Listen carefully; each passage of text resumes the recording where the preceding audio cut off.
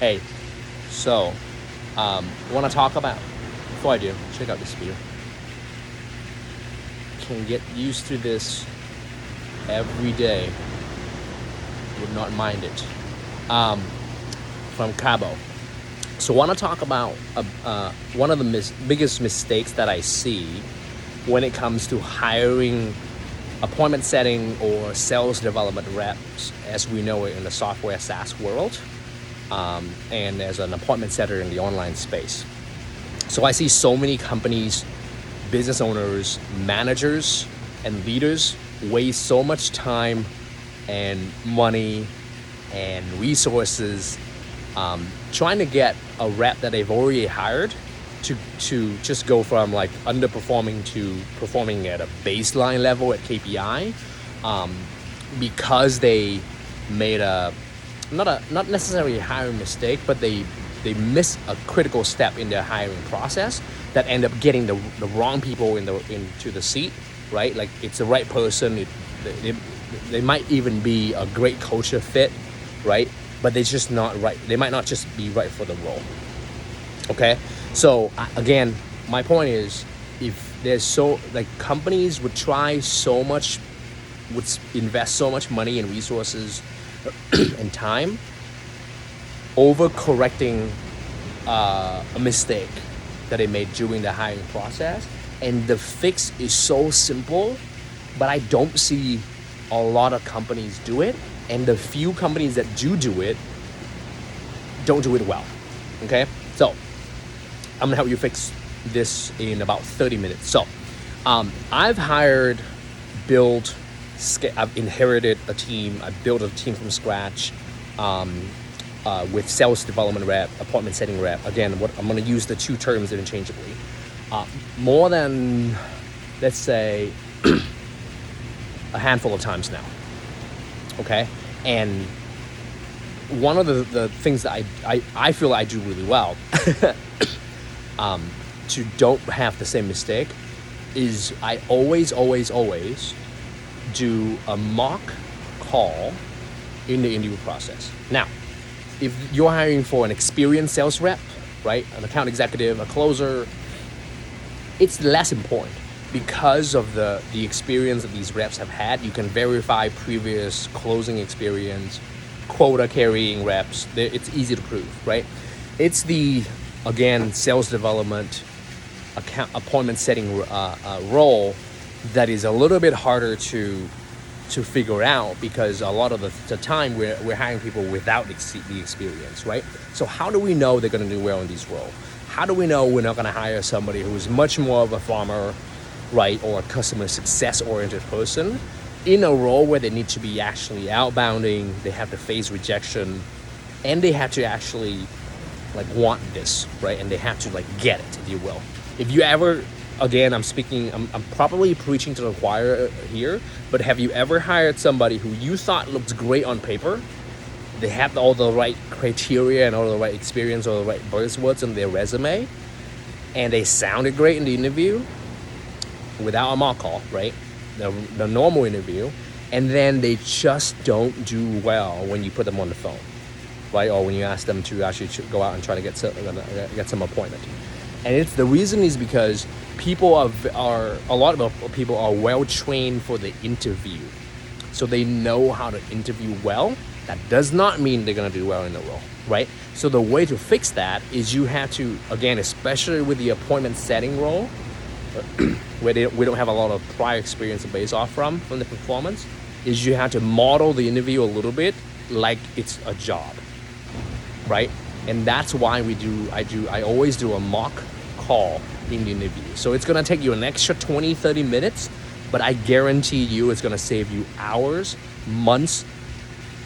I've seen this done for months down the road, and thousands of dollars and hundreds of hours in terms of training, onboarding, coaching, and managing, and like putting people on PIP, all of that.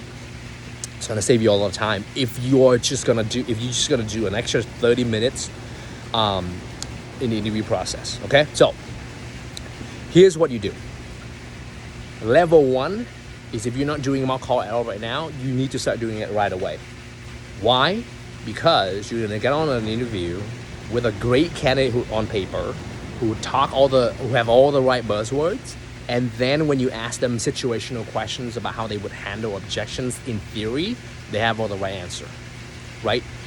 But the minute you ask them, hey, by the way, all sounds great, you don't tell them there's going to be a mock call coming, okay? So don't communicate that in the email or in your recruiting process. They don't know it's coming, okay? That's better.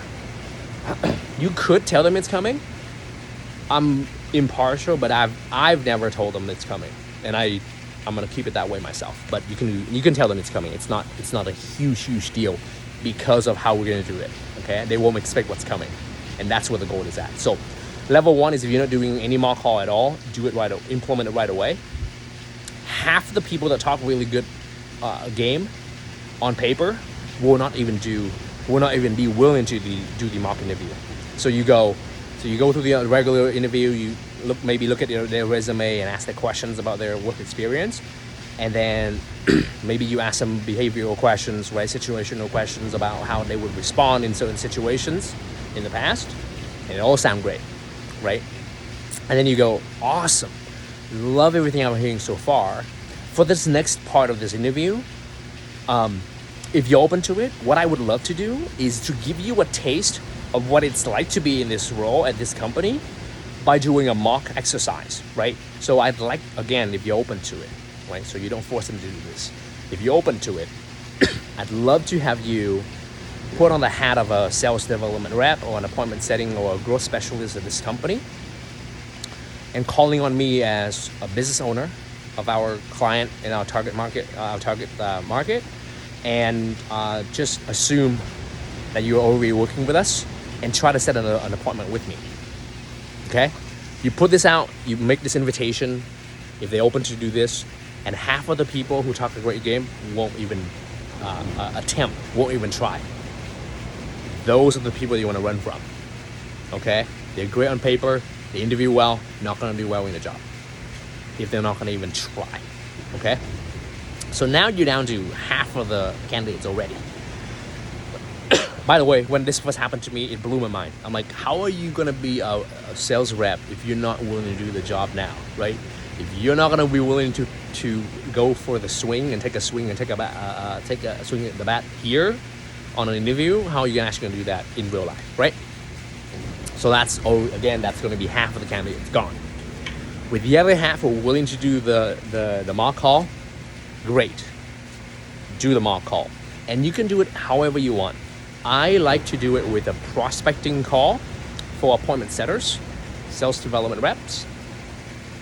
And then for sales rep, obviously you would usually do a discovery call, right? But I find the prospecting call much more revealing than the discovery call, because a lot of people are okay with discovery. They're not okay with prospecting. That's where the goal is at, right? So for the mock call, you're not looking for perfection. You're not looking for someone to execute it perfectly. What you're looking for is 3 things as a beginner sales rep, right? Number 1, listening skill. Number 2, are they coachable? Number 3, are they able to think quick on their feet, right? You might call this street smart. Really, are they just intelligent? So those are the 3 things. And with the mock interview, with a mock call, you can actually look and you can test for all 3. And arguably speaking, if you do this process well, this mock interview well, someone that nails the mock interview the way that I do it, someone that nails it really well, I almost ignore everything else on the resume and experience. It's a very high predictor of success in a role. Okay, so here's how I do the mock interview. I don't do the typical, hey, let's do it once and assess the skill set and grade them, or like see how we feel, right? I don't do the mock call for the actual execution of the mock call. I do the mock call in 2 steps. And this is where the goal is at, okay? So you've got the first half gone, the other half willing to do the mock call. Here's what 90% of them are not used to, okay? So just like the interview questions, some people are very well trained to interview well. Some sales reps are also used to do a mock call as well. as part of the interview process. But most of them, 99% of them are not used to this, the way that I do it. Meaning I do it twice. I do 2 mock calls with the same candidate, okay? So no matter how they do in the first one, I always give them 3 suggestions to do better. Okay, so like I'm actually giving them feedback on the interview. And this is what they don't expect. Okay, so they go through their spiel, they try to pitch the meeting with you, right? And you're like, great. Tell me what you did well and tell me what you wish you could have done better. Okay? And then I go, awesome. Would you like some feedback from me? And all of them should say yes. Then I always give them, again, no matter how they do, right? They could do really well, they could fumble through, they could really struggle. I don't care, right? I'm not looking for perfection. I like it when people struggle through this process because it tells me they're willing to try, right? They're coachable. So no matter how they do, I always give them 2 or 3 suggestions for improvement. So I say, great, here's how I would make it better if I were in your shoes. And I always give them like 1 easy, 1 kind of specific, and then 1 advanced tip, if you will. So I always tell them, like, give them something simple with like, try a different opener, right? So if they open with like, hi, this is John calling from X, Y, and Z. Can I talk to you for a minute? I give them a different variation of that opener.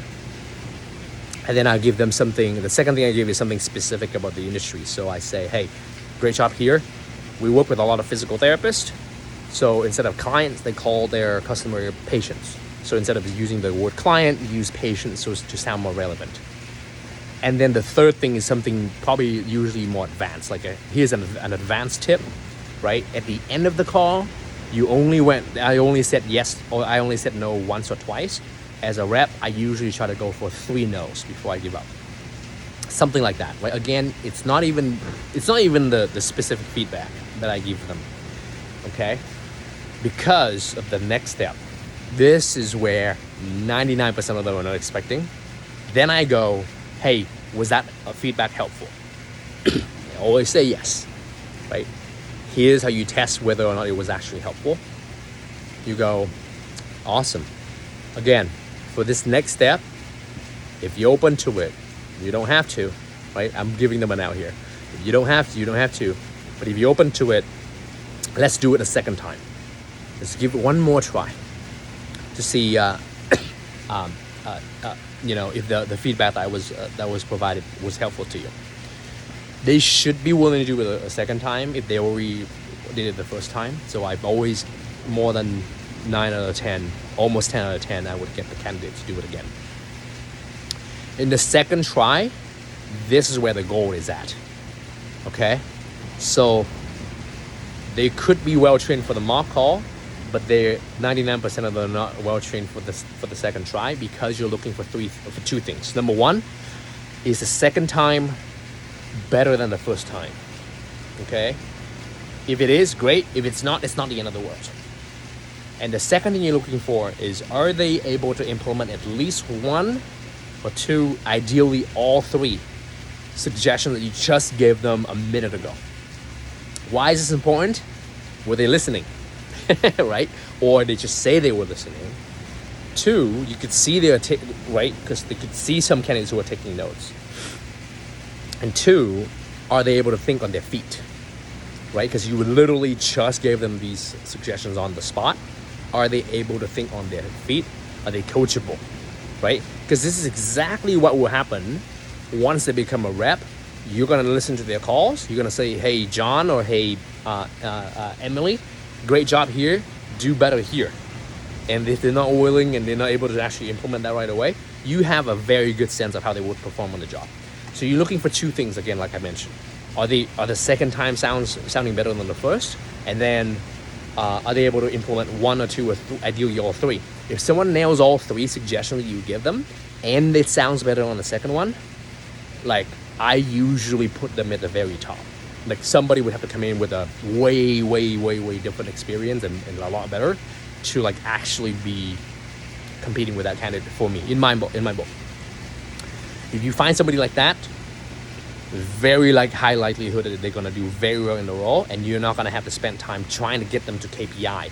They're gonna exceed KPI, and you get to do the fancy, have fun with the coaching and the and the improvement. Okay, that's pretty much it. If you find somebody, if you implement mock call in the first place, even if you don't do it very well, you're gonna eliminate half of the bad candidates, not a fits. And then if you do it my way, where you do 2 steps and you give them suggestions and you listen to see if they actually are able to implement that on the call, that's gonna get you the cream of the crop, the 10%, the 5% that do really well.